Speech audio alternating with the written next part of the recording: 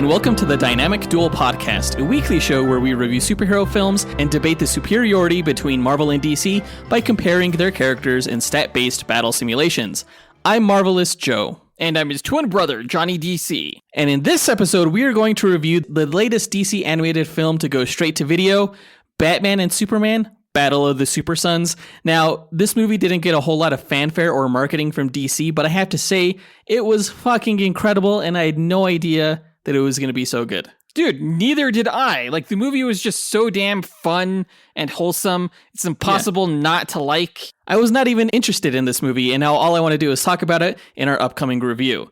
Before we get to that review, though, we're going to break down the latest comic book movie news to come out this past week, including the news that Yahya, Abdul-Mateen II, and Aubrey Plaza have both been cast in separate roles for Marvel Disney Plus series, and we got the news that the Sandman has been renewed for a second season. As always, we list our segment times in our episode description, so feel free to check out the show notes if you want to skip ahead to a particular topic. And guys, don't forget to join us on Patreon, where we offer ad-free episodes of this show, bonus content including top 10 episodes and bloopers. We just released the latest bloopers episode, which was called Fuck the Shit Out of Swamp Thing, I think. I had trouble talking about how Man-Thing would fuck Swamp Thing up, and I just totally butchered that. So that was fun.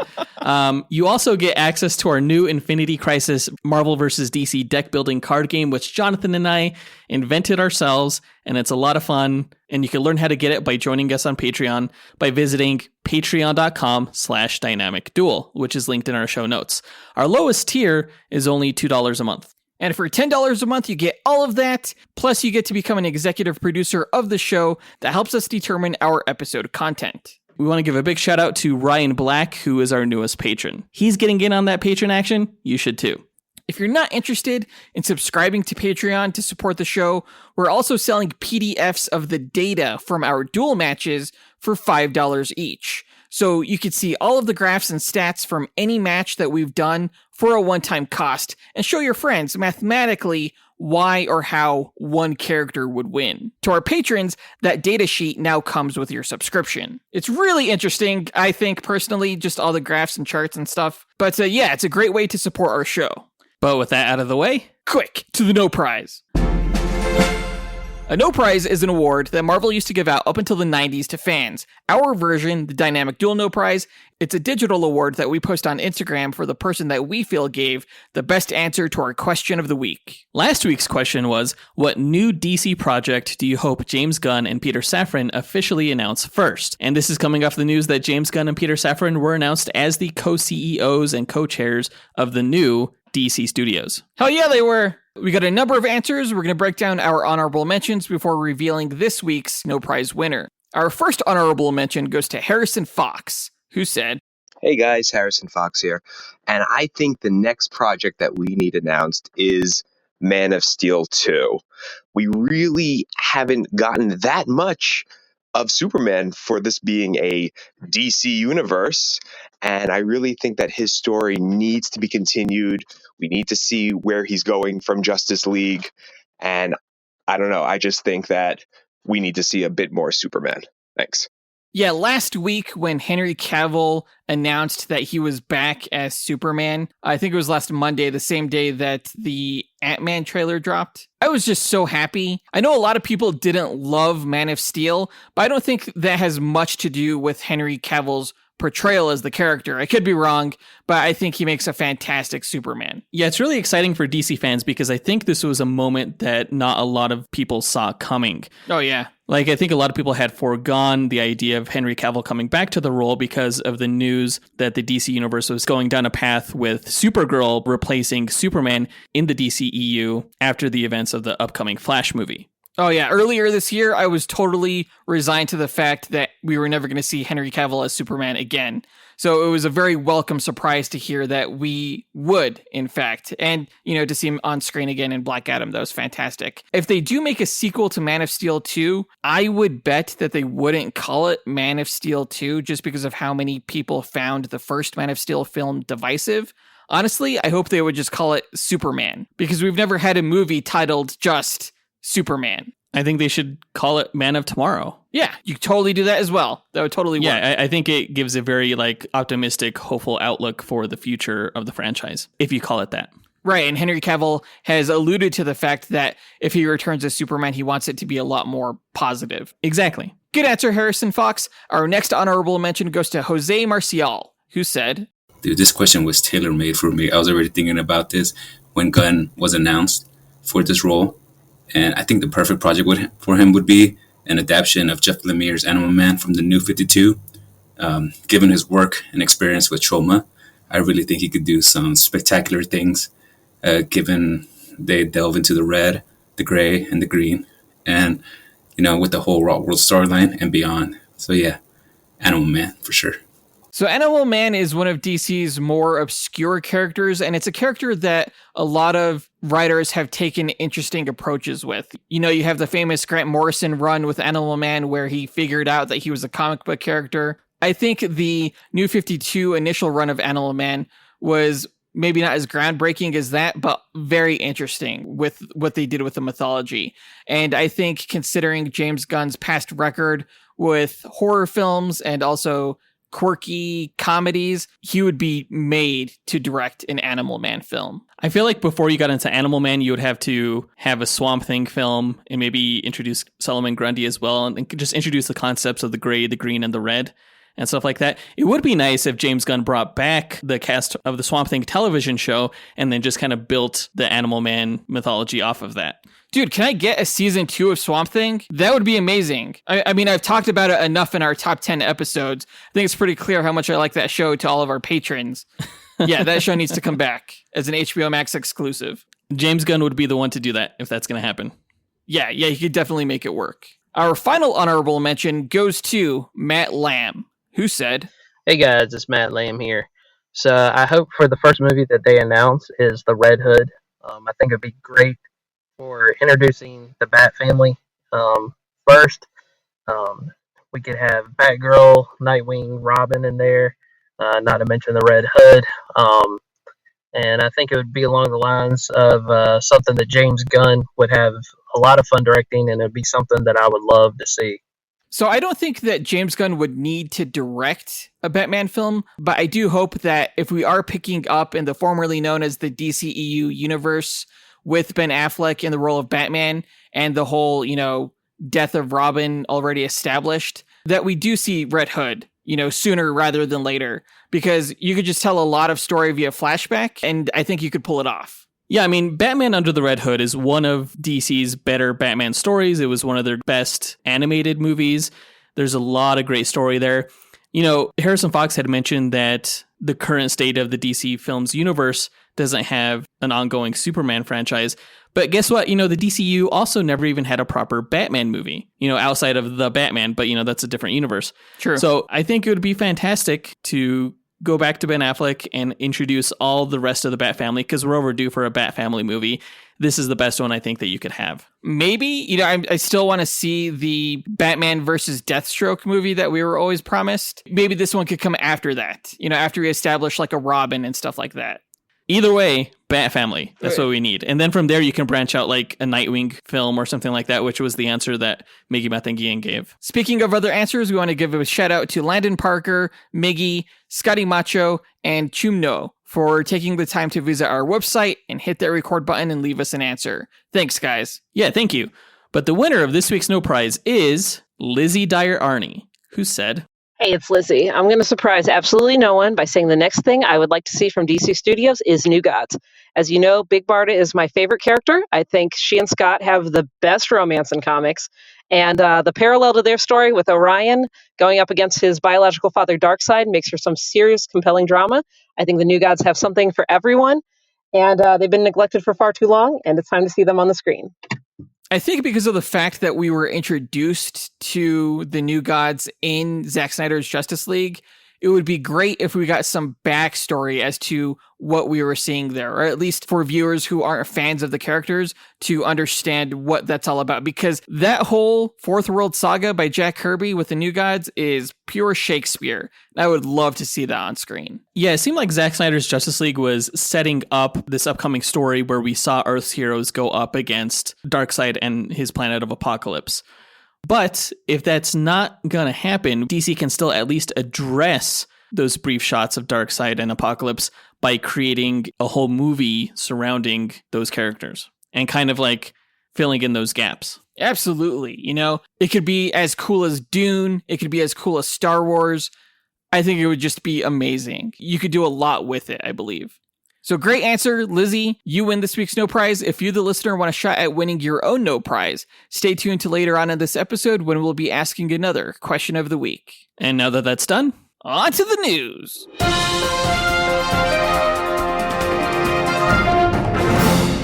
All right, this past week, we got some casting news for upcoming Disney Plus television series. We learned that Yahya Abdul-Mateen Jr. is going to play Wonder Man, Simon Williams, and we learned that Aubrey Plaza is going to be joining the cast of Agatha, Coven of Chaos in a villain role, though we don't know what that role is going to be. Yeah, I was pretty surprised to hear that Abdul-Mateen was taking on a Marvel role, but I guess I shouldn't have been because, honestly, who's to say how much more Black Manta we'll see on screen now that this is going to be his second outing in the Aquaman sequel, and we're not going to see him as Dr. Manhattan anymore since the Watchmen television series isn't getting a second season. So yeah, I mean, it's nice that he's still getting superhero comic book work. It's nice for him to finally join the good side, the side of the winners, Marvel, as the lead character of Simon Williams. Now, this is kind of an out-of-the-box choice because in the comic books, Simon Williams is essentially a Superman clone. I think Yahya has all the charisma in the world, though, to pull off this actor superhero, you know. I think it'll be a lot of fun and see how he takes on both Hollywood and bad guys. And maybe even he'll show up in an Avengers movie later down the line, and if they bring Scarlet Witch back, maybe, you know, those two will kind of form a budding relationship. As love they did triangle. In the comics. Yeah, love triangle. I do have to disagree with you when you say that he's joining the better side, though, because I guarantee you whatever Marvel is going to make for this Disney Plus series, it's not going to be half as good as Watchmen was. And you know it. You know it. I mean, Watchmen was one of the better superhero television shows ever made, so Wonder Man will be hard-pressed to compete with that, but we will see. We'll see is all I'll say. I mean, we don't know anything about it yet. It might be amazing. Dude, I really don't have like much faith in upcoming Marvel Disney Plus shows. I'm not going to lie. I feel like She-Hulk just kind of ruined all of them. I mean, forever. We have Ironheart coming up. Secret Invasion, at the very least, will restore your faith in Marvel Disney Plus shows. Maybe? We'll see. Absolutely. And maybe even Coven of Chaos will be good. You know, now that Aubrey Plaza is joining that cast, she's a great actor. And she was awesome in the Legion television series on FX, where she played Legion's friend who gets possessed by the Shadow King. She was incredible in that show. So I'm really looking forward to what she'll bring to Agatha, Coven of Chaos. Yeah, she plays dark, like, really well. Yeah. I'm really interested in hearing who she's going to play. It's a mystery role, right? But I figure with a talent as good as hers, like, it's got to be a big name. Yeah, I'm hoping it's like Morgan Le Fay or something like that. Maybe Enchantress. Interesting. Now, Yahya Abdul-Mateen II, of course, has been Black Manta, Dr. Manhattan, and now Wonder Man. Aubrey Plaza, to my knowledge, has not had any DC roles. Although, who would you cast her as if you could? She might make like a decent Jessica Cruz. Maybe Zatanna. Yeah, either one of those. The reason I ask ties into our question of the week. Which actor that has had a role in both Marvel and DC live-action films do you think played the best characters? Yeah, out of all the actors like Yahya Abdul-Mateen II, Ben Affleck, Ryan Reynolds, Christian Bale, Halle Berry, Hugo Weaving, Idris Elba, Jared Leto, Josh Brolin, Michael Keaton, Natalie Portman, Rachel Weisz, Russell Crowe, Tom Hardy, Willem Dafoe, Zoe Kravitz, and literally dozens more, which of these lucky bastards do you think had the best job, played your favorite characters? Record your answer at dynamicduel.com by clicking on the red microphone button in the bottom right-hand corner, which will prompt you to leave us a voicemail. Your message could be up to 30 seconds long, and don't forget to leave your name in case we include you on the podcast. We'll pick our favorite answer and award that person a Dynamic Duel No Prize that we'll post to Instagram. Be sure to answer before November 12th. But enough about Marvel TV, let's talk about some real quality television, The Sandman. We just learned last week, far too late in my opinion, that Sandman is getting a second season, which I am super excited about. I loved season 1. It was just as great as I thought it was going to be and hoped it would be. So to hear that there's a second season and we get to continue the Sandman story with these characters, with these actors, it's going to be fantastic. Yeah, when we reviewed the Sandman season 1, we gave it 4.5 stars, calling it a really solid, faithful adaptation of the comic book series by Neil Gaiman. Apparently, the show did really well on Netflix, but also it was one of the most expensive things that they've ever produced. So they were kind of hesitant to sign off. I assume that the second season might have a smaller budget. I can't see how that would be possible. Like, the cast is just going to have to get bigger. Maybe because they don't have to, like, recreate the 3D worlds that they created for Hell and for The Dreaming and stuff like that. It'll be cheaper. Who knows? I hope a decreased budget won't diminish the quality of the show because it was spot on. The news actually was leaked by DC's own Twitter account. Like, they announced it prematurely, and then they had to delete the tweet. So one of our patrons kind of told us about this. I think Lizzie burst onto the Discord, super excited about the news, and then was confused when it got deleted. Yeah, but it wasn't long before the trades, followed up with the news that, it was a for sure thing. And there's no word about when it's going to be released. I imagine, if not the end of next year, then early 2024. But honestly, it can't come soon enough because I love me some Sandman. As long as they recast Rose Walker, I'm thrilled with this news. Damn. Well, she definitely appears later on in the subsequent Sandman stories. But that's plenty of time for her to get like acting lessons. But I think that does it for all the news for this episode, so let's go ahead and get into our main event, where we review the latest DC animated film to come out, Batman and Superman, Battle of the Super Sons.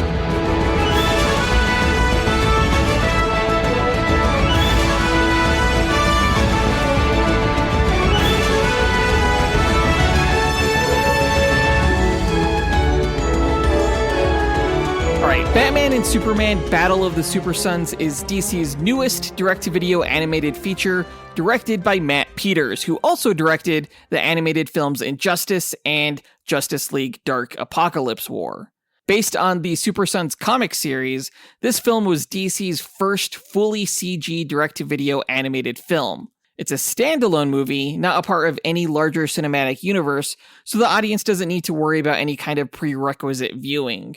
Now, full transparency here, the direct-to-video animated DC review episodes of this podcast are our least listened to episodes. Yeah. So I'm guessing most of you listening don't actually watch these animated movies, but you should, especially this one. It was fantastic. If you haven't seen this movie, stop listening now and check it out, because it's impossible not to love. I actually wish this movie was released in theaters so that more people would have been willing to see it.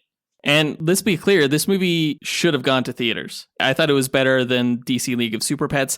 I think if they would have invested the same animation money from the Super Pets movie and gave it to Battle of the Super Sons, and then maybe just made League of Super Pets a direct-to-video release, I think that would have been the ideal version of both these films. Oh, totally. Yeah, totally. I think this is absolutely good enough to be shown in theaters. I mean, if Teen Titans Go to the Movies could be a theatrical release, this absolutely could be as well. I compare the quality of Battle of the Super Sons to Big Hero 6, which is not quite a Marvel movie.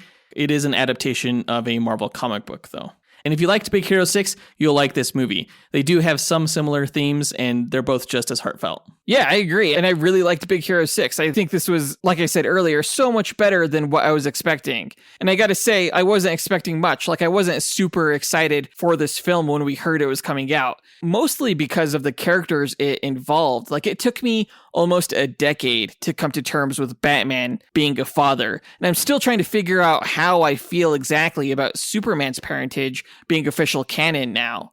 Like, reading comics growing up, I kind of figured these heroes would never have kids because the lives of superheroes, especially iconic ones, are for the most part static. Like, they don't really age and they only occasionally experience growth. So for them to have children, I felt meant that they would have to start aging the characters, which I feel is a mistake. Well, I mean, traditionally, I think superheroes are depicted to be anywhere from their 20s to maybe even early 40s.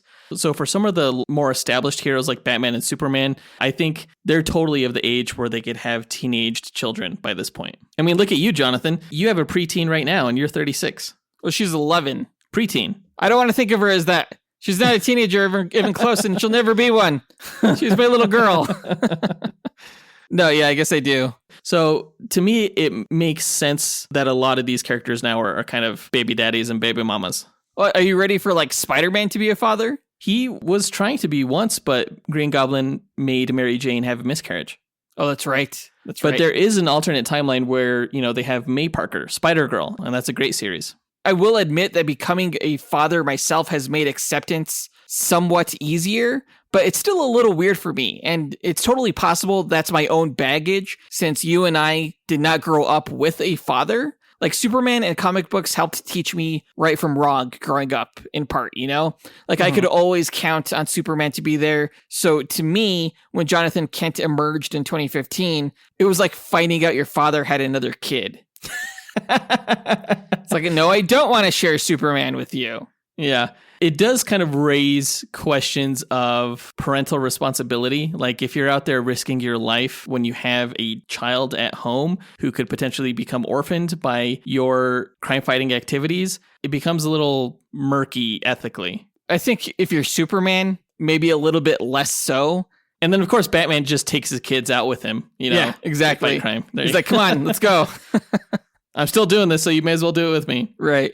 But my baggage aside, Jonathan Kent and Damian Wayne are fantastic characters. And this film is proof that the concept works. That stories of superhero children can be as interesting as the stories of their parents.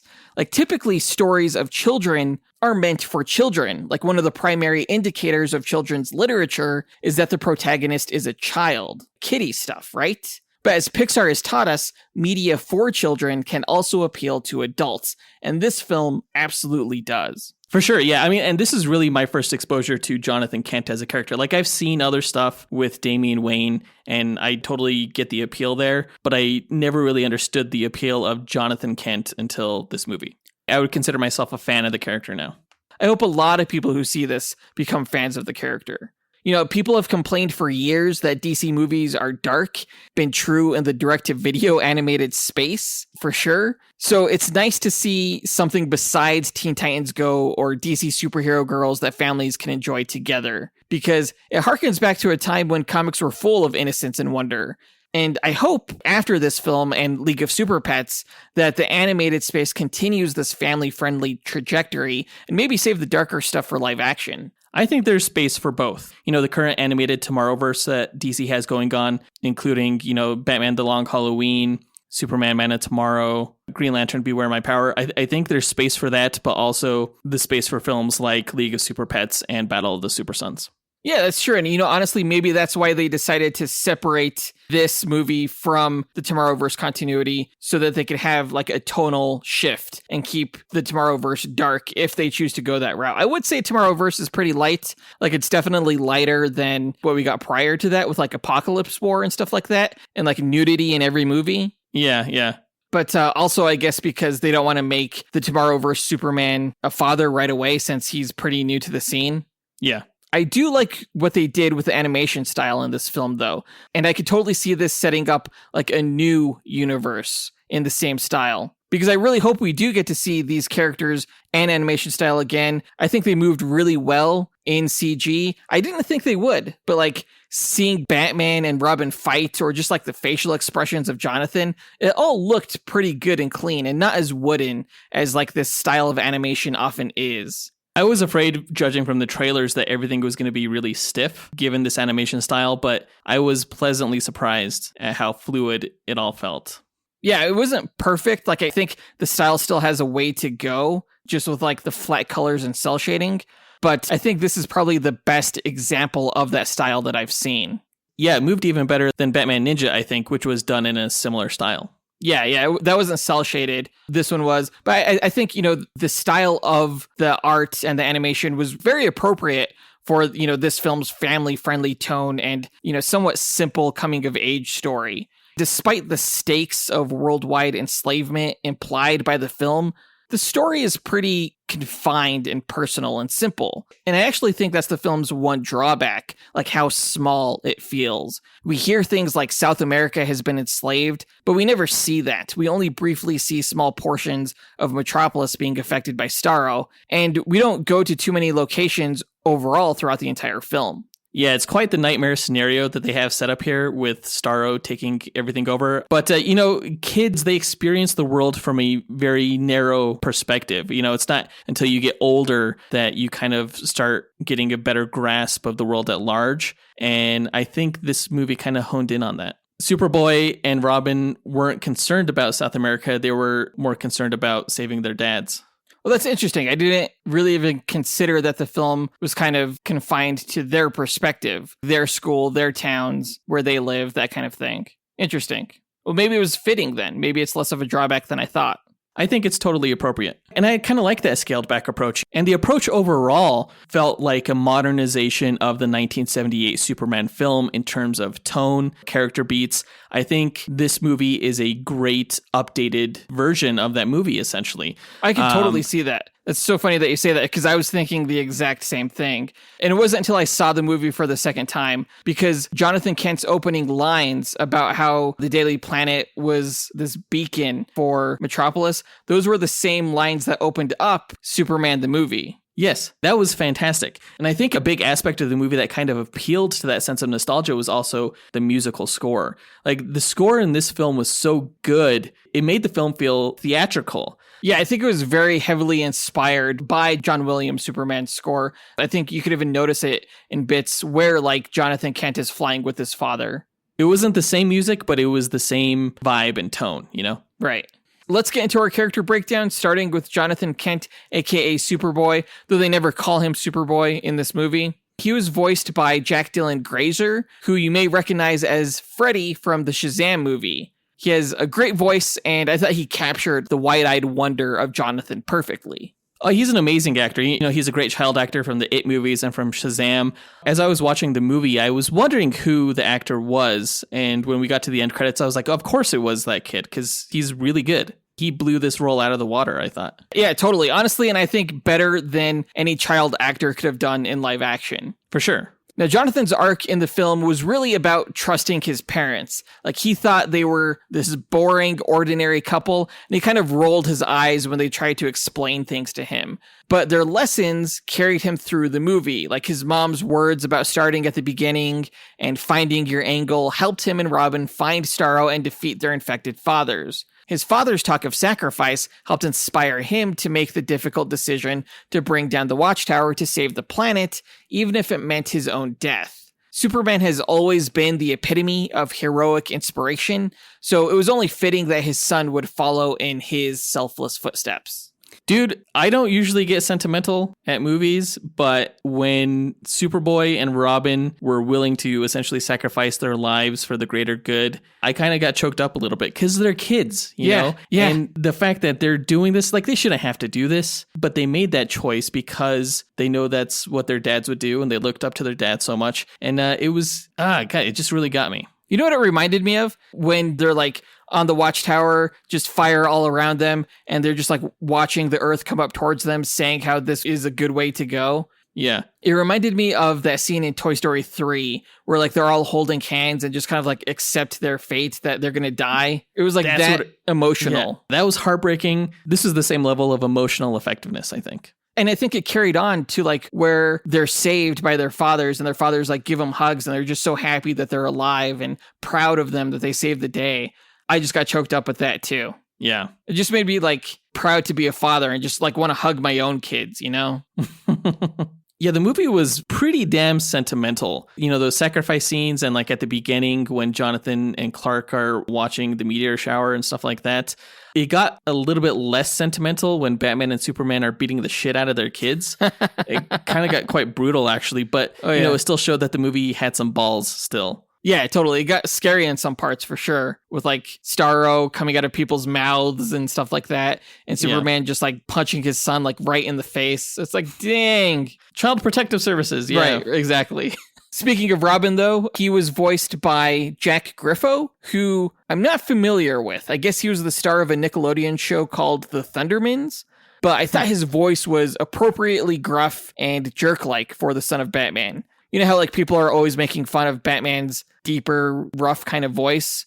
I think this was like the child version of that. Yeah, it was great. Now, Damien has always been a fun character because of how rude he is, but he's also like so surprisingly lethal and competent for a child that he could get away with it. We don't get too much of Robin's backstory in this film, but we do see that he fully expects to be a member of the superhero team, the Teen Titans, though they reject him because he's selfish, violent, and not a team player.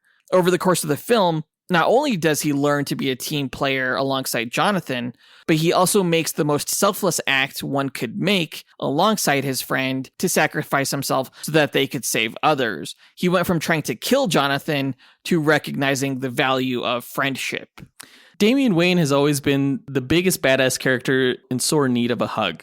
And I think he kind of, through his arc, came to realize that through the course of this movie. Because he was really off-putting at the beginning, but by the end, he was supporting his friend by going to his baseball game and hanging out with him on top of the water tower and stuff like that, Yeah. He was calling him a hick, and then all of a sudden he's like, I can't wait to go see this baseball game. Yeah. So wholesome. So wholesome. Damn it, I love it. I'm really hoping that, like, if they do make a sequel to this film, that they kind of dive a little bit more into Robin's backstory with, like, the League of Assassins and stuff like that, because it is a really interesting story, so we got to see it. I feel like and they just kind of glossed over it here with a few lines talking about how hard of a time he's had in his childhood thus far, but, like, I don't know where the cow came from or anything like that. In the comics, he found a cow and was like, this is my cow now, I'm keeping it. Bat cow. Okay.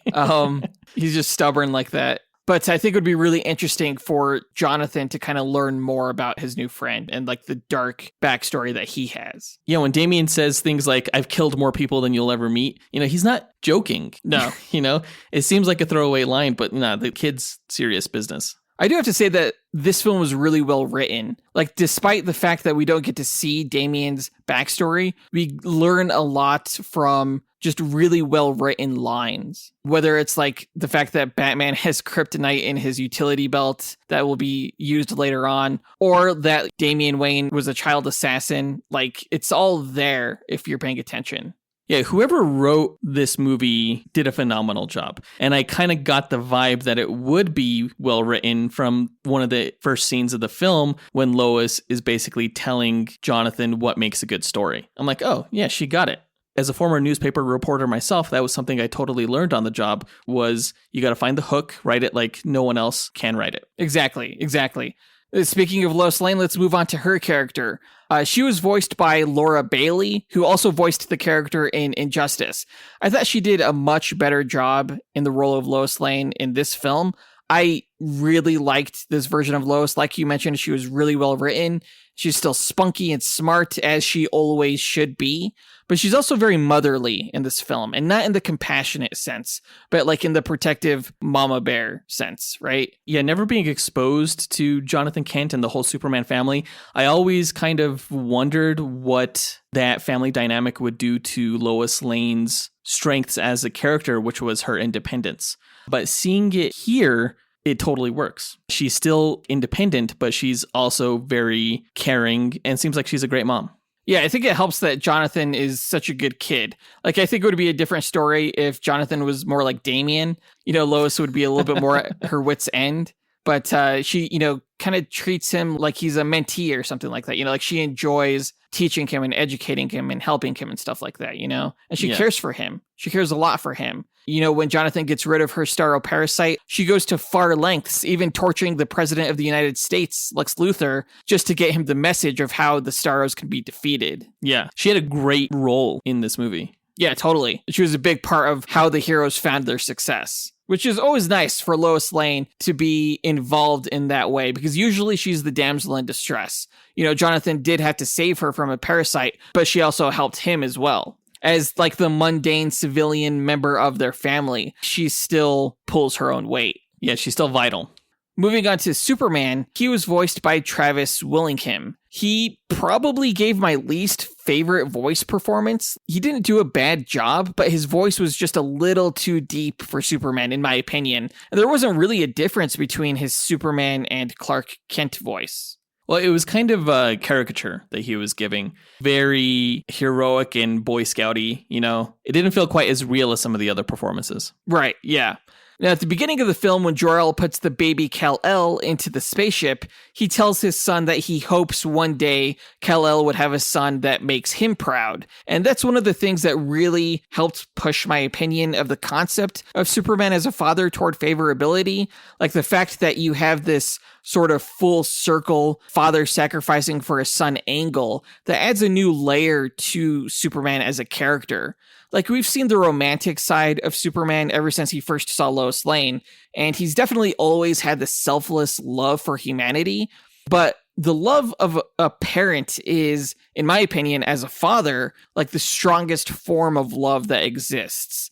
From like an evolutionary perspective, I think the desire to create life is one thing, but the desire for that life to survive and thrive is another. I could be wrong, but it's interesting to think about in regards to a messianic figure like Superman. And you could definitely see the love Superman had for Jonathan in the film, and nearly losing him made him realize that he needed to make Jonathan feel loved by showing up to those baseball games and giving him that attention. Yeah, I mean, like, the theme of fatherhood plays an important role in both Superman and Batman's origin stories. For both of them to carry forward that theme, I think totally makes sense. Yeah, I've always kind of seen it like Batman lost his father, so he doesn't know how to be one, and yet he succeeds in raising Dick Grayson to be this really bright character and kind of emerge almost unscathed in a way that Batman didn't from his childhood, you know? Right. Because Dick Grayson's parents died too. And Right. He could have totally ended up like Batman, but he didn't because of his father figure, Bruce Wayne. Exactly. So like Batman is this tragic character who kind of passes on this legacy of bright success, I guess. Whereas I always kind of saw if Superman had a kid, you know, he was raised by Ma and Pa Kent. So I always kind of saw that his arc was going to be more like tragic, I guess. Like he would lose his son in the same way that Jor-El lost his son. In the comics right now, they've aged up Jonathan Kent, which I think is a huge mistake. And I'm kind of hoping at some point he gets de-aged. But I think ultimately suffering that kind of loss makes Superman vulnerable in a way that he would never otherwise be. That's a great point. We'll see if DC actually does that. It seems like Superman's a great dad. He gives a lot of hugs. Batman seems like he's also a great dad, but not in the hug-giving way, in more like the stern, stoic way.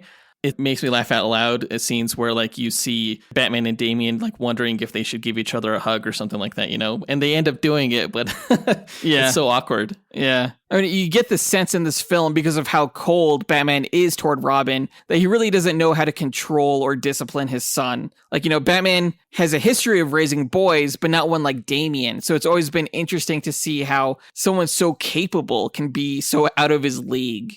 Yeah. I think by the end of the film, Batman grows a newfound respect and faith in Robin, and we see him give his son, you know, that sign of affection, that hug, which is something we hadn't seen earlier. Usually he's just like, stop it, Damian. Get out, Damian.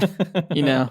Yeah. Batman was voiced by Troy Baker, by the way, and I thought he did a good job. It was a minor role. He had like the smallest presence in the film of the main cast, which was surprising initially because it's Batman. But like since Robin doesn't appear until like a half hour into the film and Batman is infected not long after that, it kind of makes sense.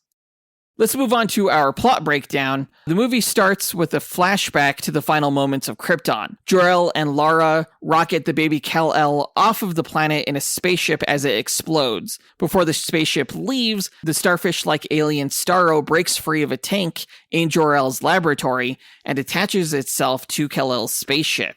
As the spaceship's translight engine kicks in, Starro falls off of it into unknown space.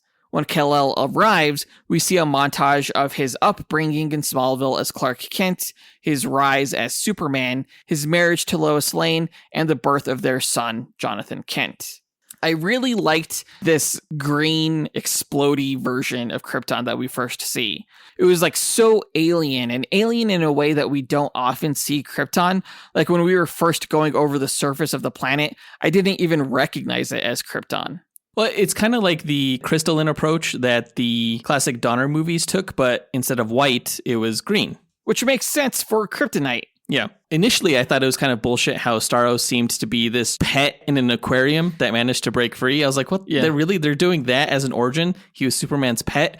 But then later on, they explained that Jor-El was actually studying it as this parasitic organism that he had come into contact with. So that made a whole lot more sense. Yeah, I was thinking the same thing. I was like, so Starros are Kryptonian pets? No. Baby Superman was so damn cute in this movie. The way he was like reaching out at the exploding bits of his planet as he was flying in his spaceship, I thought it was adorable. He was like cooing at it like it was a mobile hanging over his crib or something. Yeah, we've seen a lot of cute versions of Baby Kal-El recently, even in the League of Super Pets movie with like Krypto alongside of him in the spaceship. Yeah, but in this version, Krypto didn't jump in the ship with him. I guess he retained his original Phantom Zone origin. Yeah, probably. I was surprised to see Krypto, honestly. The montage that they gave during the title sequence, I thought did a great job of establishing the whole fatherhood theme as we see baby Kal-El being raised and then having a baby of his own. Those scenes kind of mirrored each other where we see the baby walking and stuff like that. Totally. But also, a lot of these shots from this montage seem directly lifted from the 1978 Superman movie, which I think is probably the biggest reason why I felt like this movie is a spiritual successor to that franchise. Oh, you mean like high school Clark Kent running alongside a train and stuff like that? Exactly. Yeah, you could almost consider this film as like a love letter to those Donner films. And I think your commentary about this sort of being a spiritual sequel to those was spot on. Now, in the present, the day before Jonathan's birthday, he helps his father Clark with chores around their Smallville farm, after which Jonathan expresses his hopes that his busy father will be at his baseball game the next day. Now, there's a scene after Jonathan was talking with his mom about his book report that he had to do, where he goes around the house looking for his birthday present, and he looks under his parents' bed and finds a box with a Superman outfit in it, and he's like, ugh, cosplay. I thought that was hilarious. At least it wasn't, like a gag and whip set or something like that. I don't want to know that. Superman wouldn't do that. Now, while Jonathan and his father look at the stars, Clark sees that the Justice League Watchtower satellite headquarters is falling from its orbit, and he leaves Jonathan in order to save it. After saving the satellite and repairing the hole in its hull, Superman leaves to go stop a tsunami from hitting Japan, while Green Arrow is attacked by Starro in the Watchtower. During Jonathan's baseball game the next day, he notices his dad did not make it to the game and he strikes out. Back home, an upset Jonathan flees when Clark shows up at home and tries to speak with him. While running from his father through the farm fields, Jonathan suddenly develops heat vision. Clark reveals that he's Superman to Jonathan and takes him for a flight. It was a nice bit of subversion at the baseball game where I thought that Jonathan's powers were going to kick in for the first time while he was at the plate and really just smash the hell out of that baseball. But it didn't happen. He struck out, kind of like adding salt to an open wound where you can see how the fact that his dad didn't show up was affecting him mentally. Yeah, totally. Now, while flying by Gotham City, Jonathan and Superman encounter Batman and visit the Batcave, where they meet Batman's son, Damian Wayne, aka Robin, and the two boys' relationship has a rocky start after Robin attempts to kill Jonathan. After analyzing Jonathan and learning that his powers will continue to develop from stress, Batman and Superman reach out to Green Arrow in the Watchtower and deduce that something's wrong. Now, when you say that Damian tried to kill Jonathan Kent, that may not be entirely accurate. The kid, I think, was basically taking a prank too far and defending himself with logic, which seems like a really asshole thing to do. I did think it was pretty funny, though. I mean, Superman said you're not supposed to try to kill him, so... Yeah. And like he threw the batarang at Jonathan and he's like, I guess he doesn't have invulnerability either. It's good stuff. He's just such a little shit. Right. Now, Superman returns Jonathan home and learns from Lois that crime has vanished in Central and South America. Superman then heads into space with Batman to investigate the Watchtower, where they are confronted by a Starro-infected Martian Manhunter and are infected themselves. What did you think of Starro primarily living inside of people's bodies so that they could go around possessed but incognito and then manifesting on top of their faces when it was revealed they were infected? I think it's one of the better depictions of Starro that I've ever seen.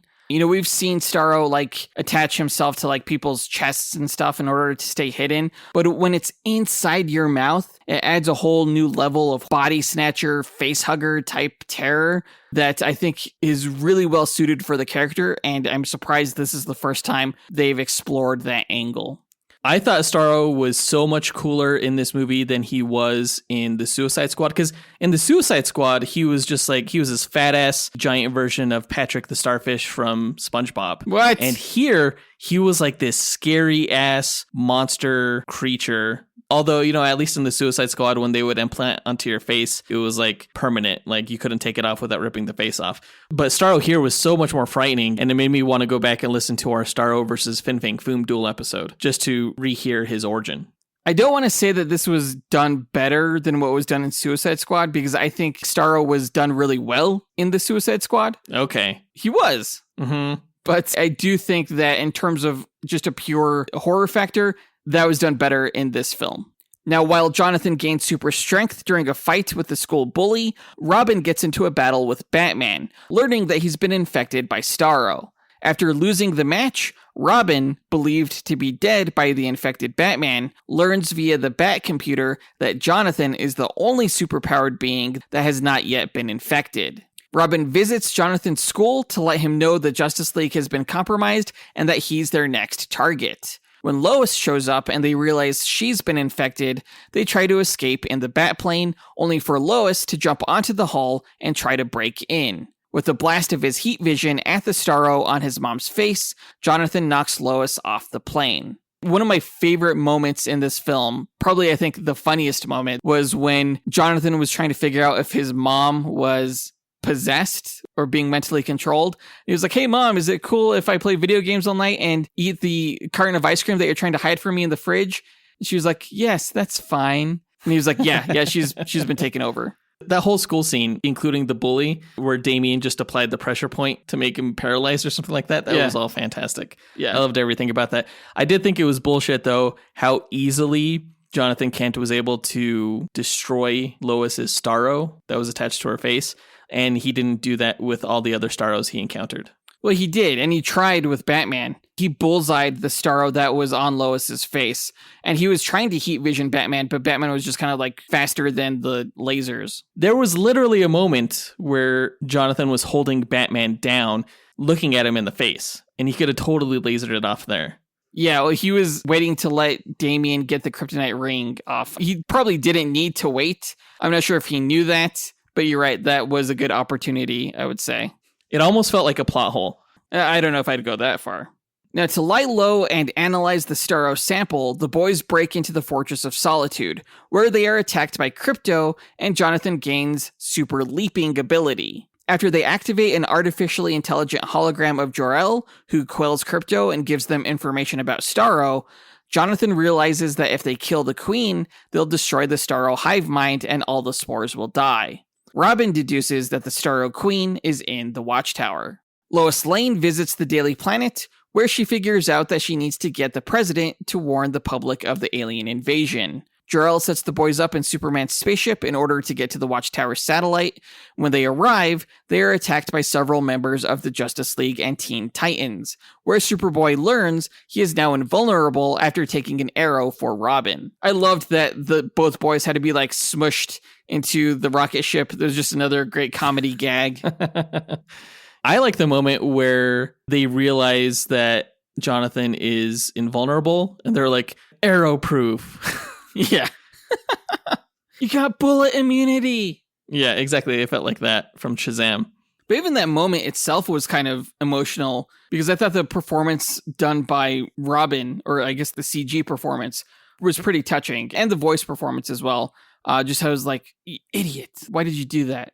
Yeah. It wasn't like overdone. It was just the perfect amount where you felt like, yeah, this is how Robin would react to this new friend. And I think it really helped him realize that he cared for Jonathan. Mm-hmm. I also thought it was really cool that the sons of like the two greatest superheroes, Superman and Batman, were able to take on members of the Justice League and Teen Titans. Like, granted, they're possessed by parasites who don't know what the hell they're doing. But the fact that they were able to do that, I thought was pretty baller.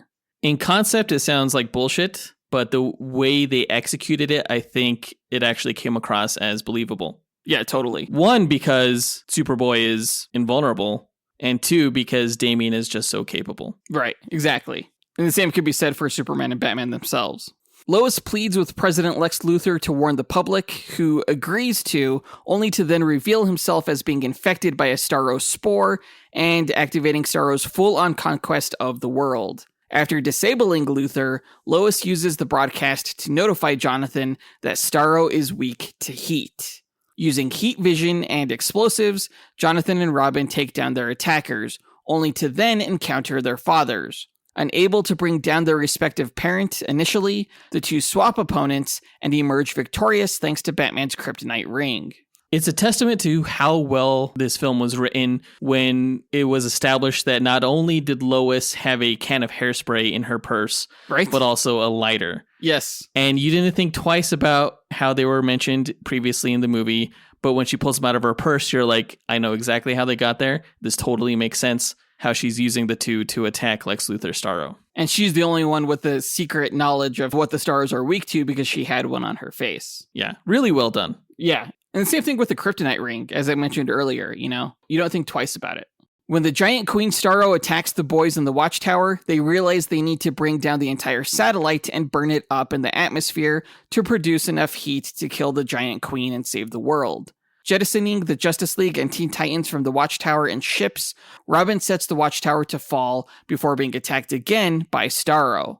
As Jonathan attempts to save Robin, Starro begins to succumb to the heat, diminishing the hive mind and causing the Starro spores on Earth to die. With the boys prepared to die on the satellite that's burning up, a freed Superman appears and gently lowers the satellite to Earth. After reuniting with their freed fathers, the Starro Queen appears once again, and the fathers and sons work together to knock Starro back into space. The whole moment from when, again, they're looking at the Earth and just sort of accepting their fate as they're about to die, to when Jonathan is knocking Starro into outer space with that giant bat made of a tree trunk, I just had a smile on my face like the whole time. There were so many emotions. It was just so well done. I loved seeing the fathers and sons team up at the end. Yeah. Oh, we had it all in this movie. Not only did we get to see the kids being parented by their fathers, we got to see them fight against their fathers, and we got to see them fight alongside their fathers. It was great. I really love how they included all that. Seeing Superboy and Robin fight alongside their fathers was a great culmination to their arc and showing how they had developed over the course of the short adventure into bona fide heroes. Yeah, for sure. Like you saw Batman and Robin kind of bickering with each other earlier on, or at least having a conflict there, to now working side by side. Teamwork, which Damian had trouble doing. And then, with Superman and Jonathan, I loved the callback to the baseball game. Superman wasn't there to see his son play, but he's there now to, in a weird Superman way, play baseball with his son. And he gets to see his son just knock it out of the park. Not only as a display of his baseball talent, but also in his debut mission as an up-and-coming superhero. So good. Really good.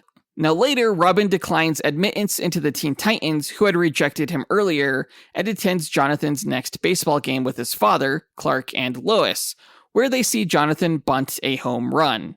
That was great. On the Kent farm, the boys decide to form a duo named the Super Sons. And that's the end of the film. Yeah, I like how Jonathan suggested they call themselves the dynamic duo, but Damian was like, no, that's Batman and Robin. That's already taken. Yeah. Now, I watched this movie with my wife and daughters. My daughters loved this movie. I think they liked it more than League of Super Pets or a lot of other animated fare that they've seen from DC recently. I thoroughly enjoyed it, and I loved watching it with them. It's a great family film. It's entertaining. It's a funny coming-of-age story, and it just touches the heartstrings. Like, really, it has everything you would want in a family film. I'm rating it 4.5 stars. Not only was the movie better than I thought it was going to be, I think turned out to be one of DC's best animated films ever. Definitely one of its most heartfelt. I definitely think that this should have gone to theaters. I totally agree with the 4.5 star rating. It's not a transcendent film, but it's certainly about as good as it gets. I didn't want to give it a perfect score, but it's darn close. Like, I have very, very few nitpicks with it. And I'll be watching it again. And I hope I get to see more films in this universe in the future. Like, sequels can't come soon enough, in my opinion. I would love to watch them, and I hope they make them. Yeah, hopefully this movie makes enough money. If you haven't seen the movie and you've gotten to this point in the review, hopefully you're convinced to check it out. And hopefully you didn't spoil it for yourself, because it's worth your time. Oh, they totally spoiled it for themselves. If they're this far, absolutely. What are you doing? But that does it for this review. Let us know what you thought about the movie by writing to us at dynamicduelpodcast@gmail.com or by visiting us on Instagram or Twitter. And when we say that, like, we mean that. We want to know what you guys think. Like, write to us. Let us know. You can find links to all of our accounts by checking out our show notes or by visiting our website, dynamicduel.com. And on our website, you could also find a link to our Patreon page where we offer ad-free episodes of the show, bonus content, including top 10 episodes and bloopers, access to our Discord chat server, and you have the exclusive opportunity to get our Infinity Crisis Marvel vs. DC deck building card game. Again, check it out right after this episode at patreon.com/dynamicduel, which is linked in our show notes. Our lowest tier is only $2 a month, and you could become a Dynamic Duel executive producer for $10 a month, or if you don't want to subscribe monthly, you can still support the show by buying PDFs with the data from our Duel episodes for $5 each. In our next episode, we will be reviewing the long-awaited sequel, Black Panther: Wakanda Forever. I am so excited. I'm beyond hyped. I'm actually going to be out of town this upcoming week for work, so I'll be in Portland, but I already bought my tickets ahead of time, so I'm going to be seeing the movie in Portland. I don't have my tickets yet. You better get on that shit. I know. I'm afraid, like, it's probably all sold out. I'm going to probably try and see, like, a Saturday matinee or something like that. We'll see. But I am looking forward to it. I do have to say that. I think it's going to be the best Marvel movie to come out since Shang-Chi. That's my prediction. I think that's not hard to do. Shut up. I think that's a very good and easy guess to make. But that does it for this episode, guys. We want to give a big thanks to our executive producers, Ken Johnson, John Starosky, Zachary Hepburn, Dustyn Balcom, Miggy Matanguihan, Brandon Estergard, Nathaniel Wagner, Levi Yeaton, Nick Abanto, Austin Wesolowski, AJ Dunkerley, and Scott Camacho for helping make this podcast possible. And we'll talk to you guys next week. Up and away. True believers.